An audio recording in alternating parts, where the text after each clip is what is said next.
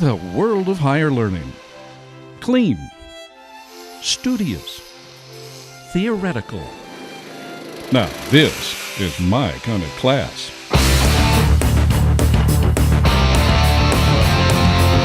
It's all a bit more hands-on than you might be used to seeing in your average classroom. But for the engineering department at the University of Utah, this is just another semester. There is more to the fire and dirt than just academics, though. These students are part of a real-world challenge that will ultimately change how things are done in the design room and on the trail. The competition is our senior design project, and what it is pretty much every year now for many years the university has built a mini Baja, and so we get to design and build it, and then we take it to a competition and race it. We get minimal funding from the school, so we raise all of our money. Usually goes pretty good. We integrate in new ideas to fix problems from previous years, and that's pretty much it in a nutshell. I just like how intense it is and stuff, and you can tell by our vehicle how messy it is. Like, it gets crazy out there. And there are a bunch of different events, like there's a rock crawl event, there's a 4-hour endurance race, and there's a maneuverability course. And between all those, all 10 of our members actually have to race. Since 1986, when the U of U first participated in the nationwide competition, the engineering department has put together Bajas that have pushed the envelope in weight, handling, and safety. Students go through the entire process from a conceptual design, purchasing, fabrication, and finally, the thrill of testing their beast on the track. The final competition, which takes place next month in Washington, will be a brutal test of endurance for the Bajas.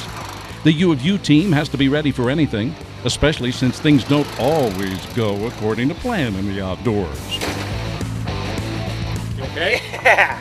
So glad I didn't stop recording. Thanks, man. That makes me feel great.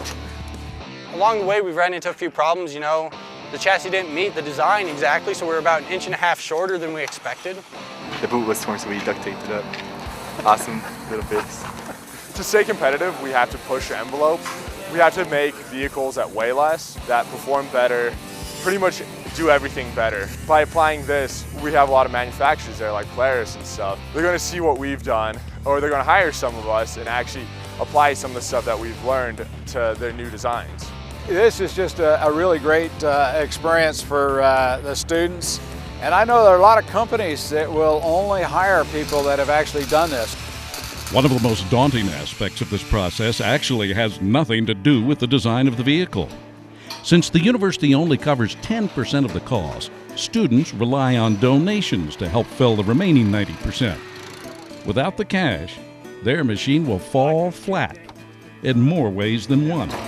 They don't fund us the way that we need to be able to compete in the competition or stay competitive. So by getting donations, we can actually make a competitive vehicle. And any donation helps, a little bit. We're grateful for everything we receive, and thanks for all your help.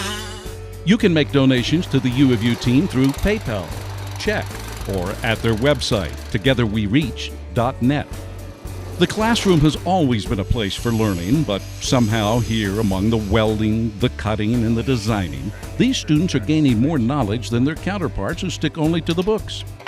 Their creations will influence the next generation of OHVs and change how we ride, stay safe, and the emissions we produce. It truly is a competition unlike any other.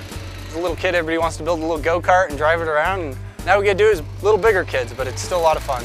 One of the greatest feelings I've had since I've been at the University of Utah is one year we came in first and second in the endurance event. Our two cars were 2 laps ahead of the competition.